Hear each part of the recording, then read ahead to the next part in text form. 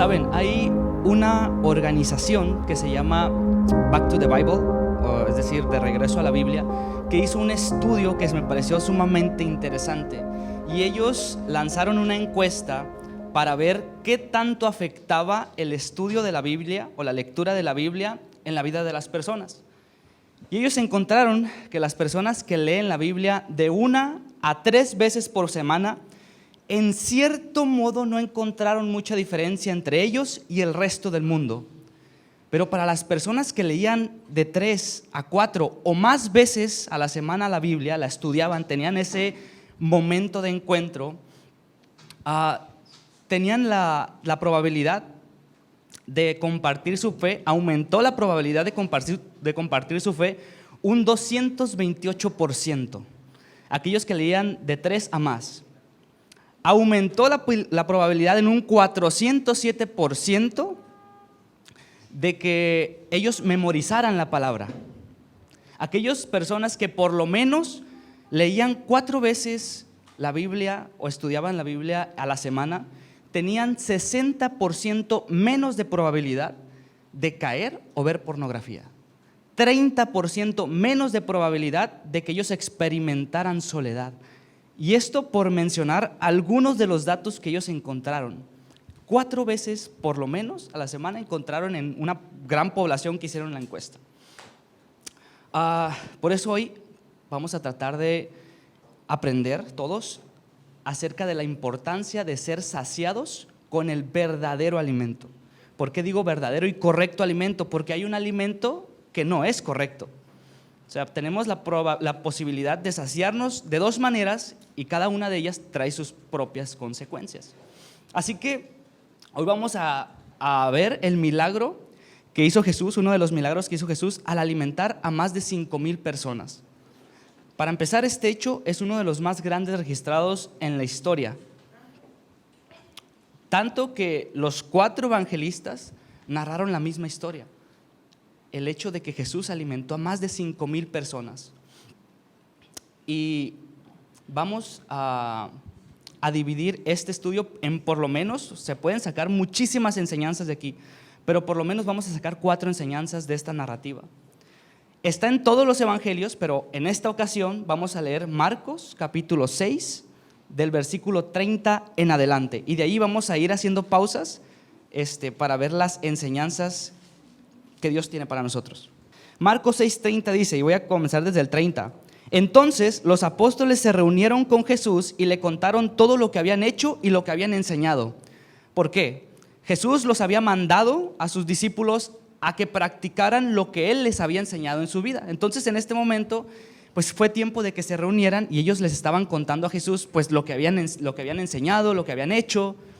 Entonces Jesús les dice, muy bien, venid vosotros aparte a un lugar desierto y descansen un poco. O sea, Jesús sabía que se venía una tarea gigante y le dijo a sus discípulos, yo sé que van a necesitar estar descansados, vienen cansados, vienen un poco agobiados, vengan conmigo, vamos a un lugar aparte y descansen un poco, pero es un descanso en Jesús.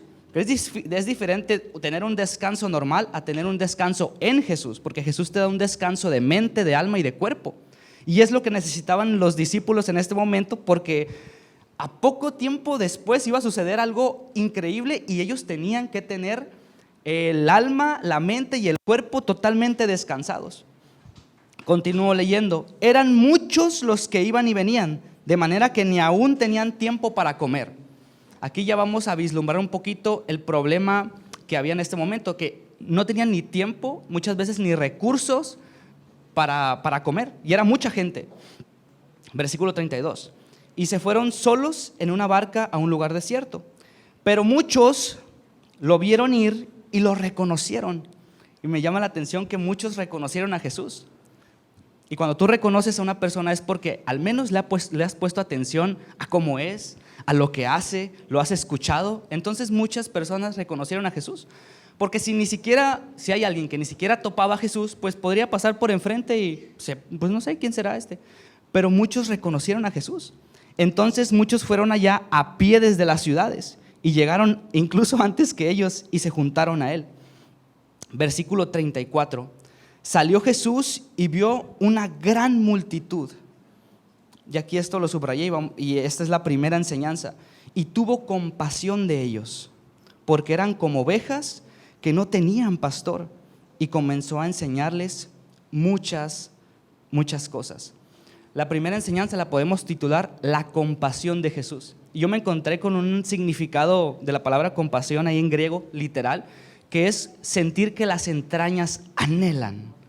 Entonces, Jesús sintió una mezcla de compasión, de amor, de misericordia por esas personas, esa gran multitud, que estaban como ovejas sin pastor.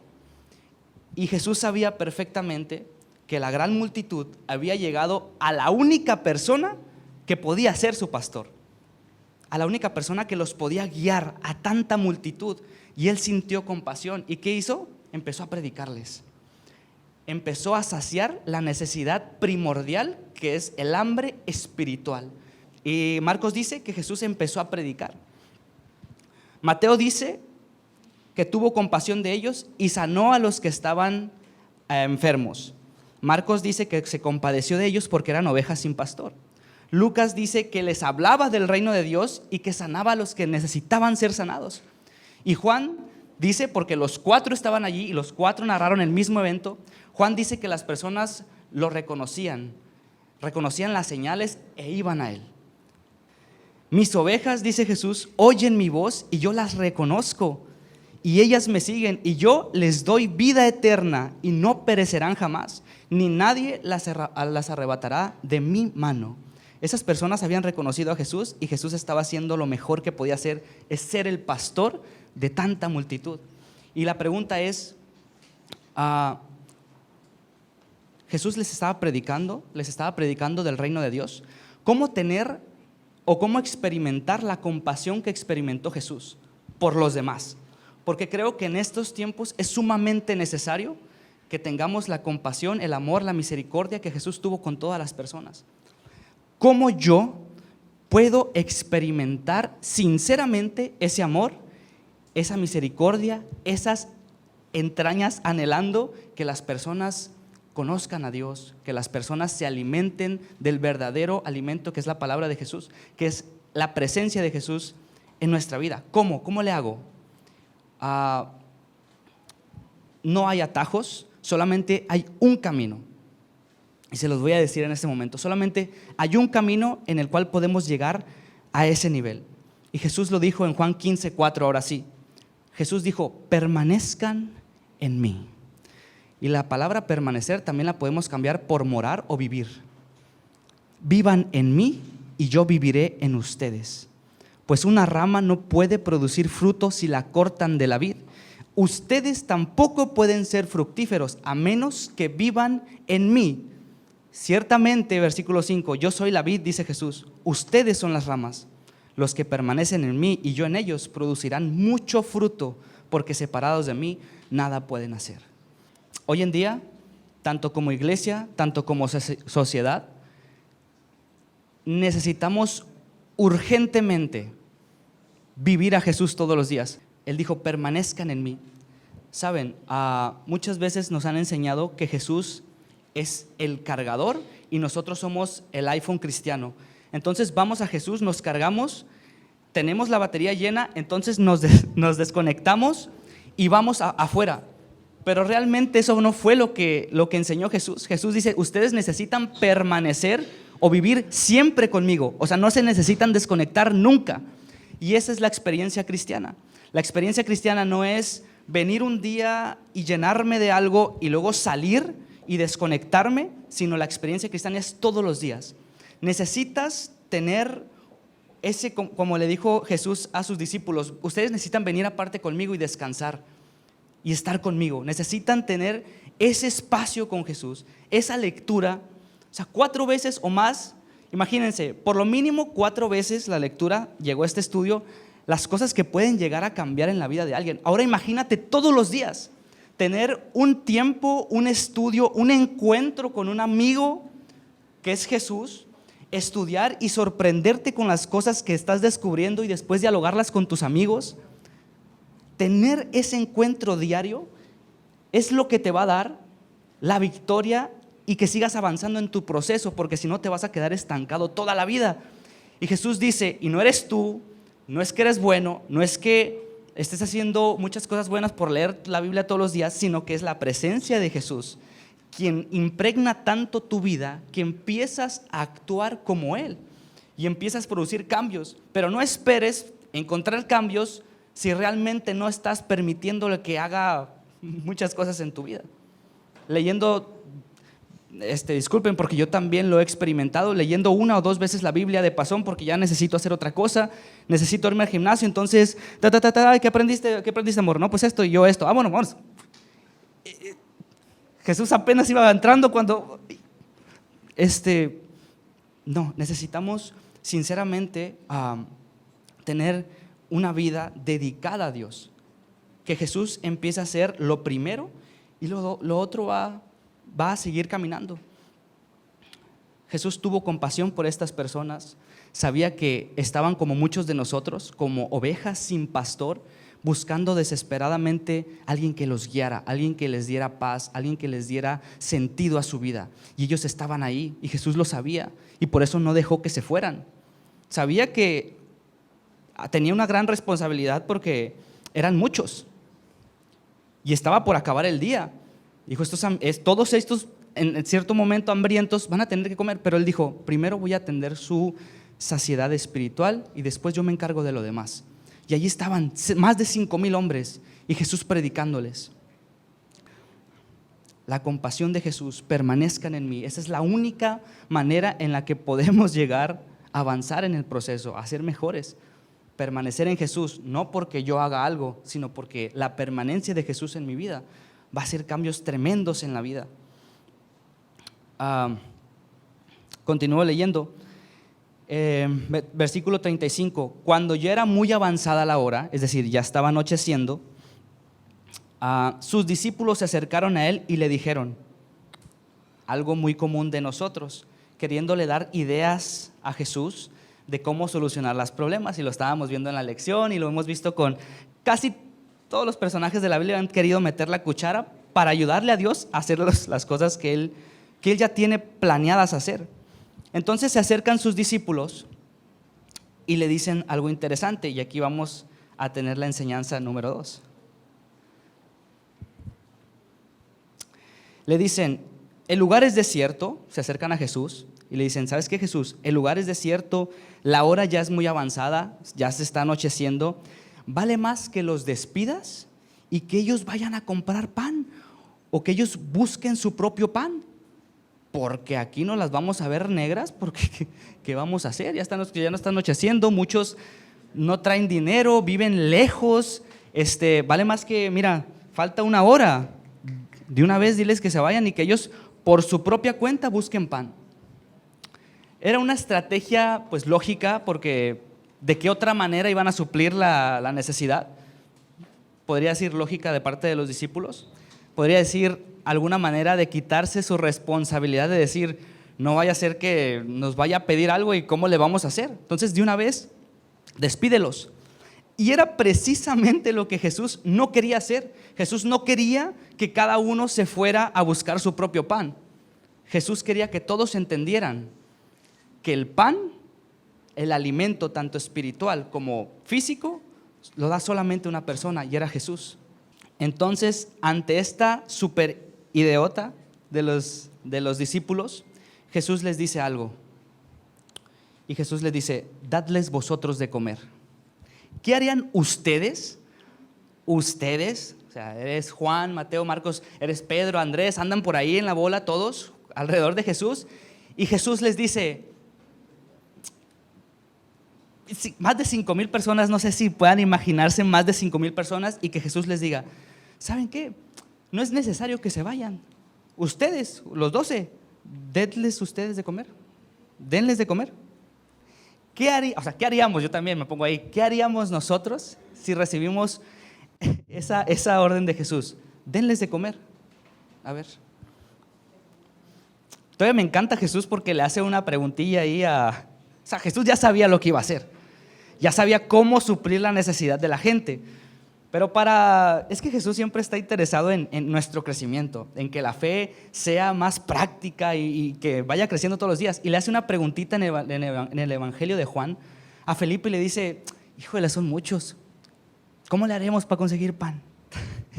Le hace la pregunta a Felipe, esperando algo de ellos, ¿no? Esperando como que, pues, tú estás aquí, maestro, tú vas a saber qué hacer. Pero no, todos dijeron, pues, o sea, lo que se me ocurre es que se vayan todos de una.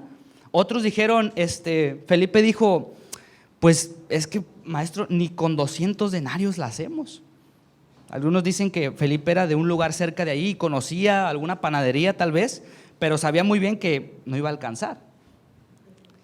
Pues ni con 200. Y los otros estaban diciendo, pues ¿sabes qué? Pues que se vaya cada quien y por su cuenta, pues ¿qué vamos a hacer? Por allí Andrés dijo, pues tenemos 5 panes y 2 peces, pero pues ¿qué es esto para tantos? O sea, para una persona tal vez, pero pues somos más de 5,000, maestro, o sea, no. ¿Cómo le vamos a hacer? Y se pusieron cada uno a tratar de resolver lo que ya estaba resuelto. La enseñanza número 2 la podemos titular, si nos podemos quedar con esto: Jesús, como en este momento, como hoy, Jesús no te pide que seas el panadero, amigo. Jesús solo te pide que lo distribuyas. Los discípulos entendieron que Jesús les estaban diciendo, ustedes van a ser los panaderos y a ver cómo le hacen. Pero no, Jesús dice, ustedes van a distribuir el pan que yo les voy a dar y tengan por seguro que no va a faltar. Jesús constantemente les estaba queriendo enseñar. Versículos atrás, episodios atrás, los discípulos habían pasado por algo más o menos similar, que era cuando Jesús les había dicho que fueran a pescar de día. O sea, algo que era ilógico, y ellos le dijeron, maestro, estamos toda la noche pescando, no hubo ni un pescadillo así, y nos está diciendo, pero bueno, vamos a hacerlo porque tú nos lo dices. Echan la red y ¿qué creen que pasó? Se rompía la red de tantos peces. La pregunta es, ¿por qué no reflexionaron o se acordaron de ese evento los discípulos en este momento? Pudieron haber dicho entre ellos, oye, pues ¿te acuerdas de cuando pasó lo de la pesca? A lo mejor aquí, pues si hizo el maestro aquello, esto va. Y hubiera dicho Jesús, pues aquí estamos, o sea, tú dinos. Pero en cambio se empezaron a hacer bolas y empezaron a tratar de solucionar lo que ya estaba solucionado. Dadles vosotros de comer. Nosotros no somos los panaderos, somos los que distribuimos el pan. Somos los que distribuimos el pan. Ahora, voy a hacer mucha referencia en cuestión al pan espiritual, porque también esta narrativa nos habla del pan físico, de saciar a los que están necesitados de pan físico, porque Jesús sació tanto espiritual como físicamente. Pero vamos a hablar del pan espiritual. Y sabiendo ya que no somos panaderos, que el pan lo produce Jesús y que nosotros somos solamente enviados a distribuirlo, a compartir lo que hemos nosotros aquí de lo que estamos alimentándonos aquí. Hay 2 maneras de nosotros ser saciados. Hay 2 maneras en las que nosotros podemos suplir las necesidades: la manera de Jesús y la manera de Satanás. Así de sencillo. Ambas traen sus consecuencias.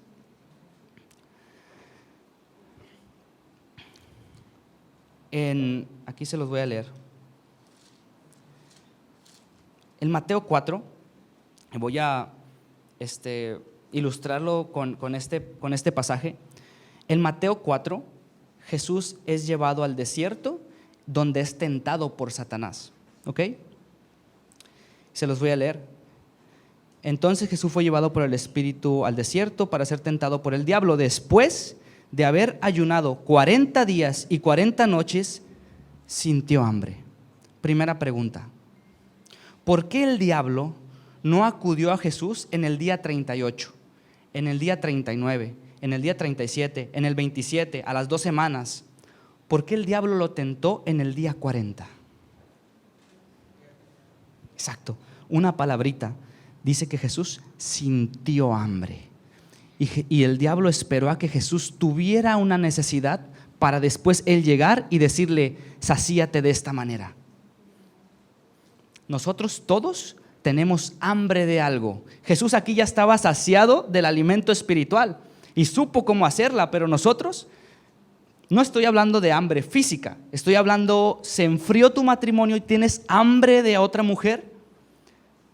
Se enfrió tu negocio y tienes hambre de hacer algo incorrecto para que crezca. ¿Tienes hambre de algo? Porque Satanás va a llegar contigo. Y Satanás llegó con Jesús, se le acercó el tentador y le dijo, si eres hijo de Dios, di que estas piedras se conviertan en pan. ¿Por qué no le dijo, di que aquellas piedras que están allá se conviertan en pan? No, se las trajo. Y di que estas piedras que te traigo aquí se conviertan en pan. ¿Tienes hambre, Iván? ¿Tienes hambre, Iglesia Vive? Aquí te traigo estas piedras. Mira qué bonitas. Cómelas, sacíate.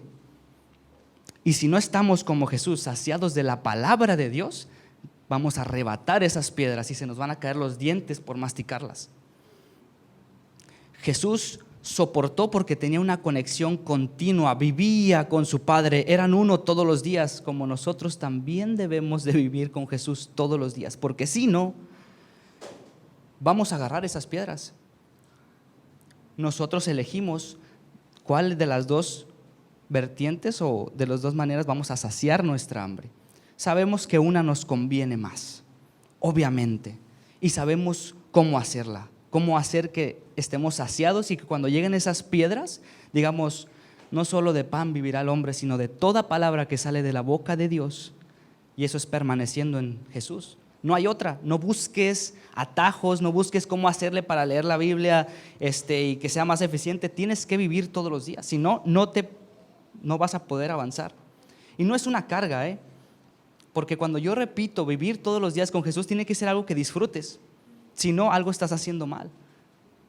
La convivencia con Jesús la tienes que disfrutar, porque si no, algo se está haciendo mal.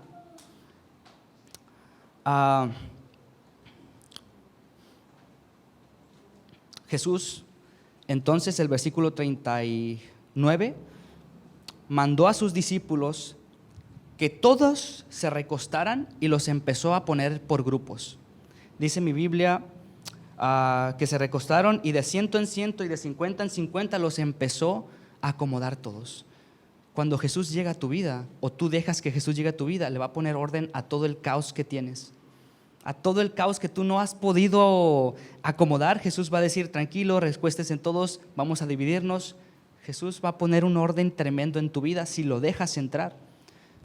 Se recostaron todos, se pusieron todos en bolitas y le dijo a sus discípulos, ok, ahora sí, repartan el pan. Jesús bendijo los 5 panes y los 2 peces, dio gracias a Dios, como diciendo, Padre, tú eres el que provee todo, y se empezó a multiplicar. Los discípulos iban y venían y el pan se multiplicaba y a todos les daba, a todos. Se empezó a multiplicar la comida. Y aquí encontramos otra enseñanza. Jesús es el panadero, Jesús es el que provee el alimento. Nosotros somos sus discípulos que nos toca ¿qué? Repartir el pan. Y a la multitud que le toca comer el alimento. Jesús nunca les dijo, vayan y denles en la boquita de comer a todos. O sea, si no quieren, denles, abran la boquita. No. Jesús dijo, yo les voy a dar el pan, les aseguro que no va a faltar. Ustedes tienen que ir a repartirlo y la gente lo tiene que comer. Todos tienen que hacer algo. Yo soy la fuente, ustedes reparten y ellos que coman y van a ser saciados. Versículo 42, comieron todos y se saciaron, se llenaron, no faltó el alimento, ni espiritual ni físico. Y no es solamente que no faltó, el versículo 43 dijo, Jesús les dice, después de que comieron y todos estaban saciados, recojan lo que queda. No eran migajas mordidas, eran panes y peces enteros que quedaron de la cantidad que Jesús había proveído. Y Jesús, el que tiene el recurso ilimitado del universo, dijo: recojan lo que queda, métanlos en la cesta y repártanlos. La enseñanza 4: hasta las obras son útiles cuando Jesús está presente. No debemos desperdiciar nada que pueda alimentar espiritual o físicamente a otra persona. Y hay una escritora, Ellen White, que dice que cuando se empezó a juntar toda la comida que quedó, la multitud se empezó a acordar de sus seres queridos. Eso me gustó muchísimo. Sobró comida. Mi mamá, mi papá, mi hermano, mi amigo. La multitud se empezó a acordar de sus seres queridos. Y así, dice ella, los que estuvieron en el festín de Jesús debían compartir el pan del cielo con sus seres queridos para satisfacer el hambre del alma. Lo que habían aprendido de Jesús en ese día y lo que habían saciado su alimento, ellos estaban ansiosos por compartirlos con los seres queridos que se acordaron en ese momento.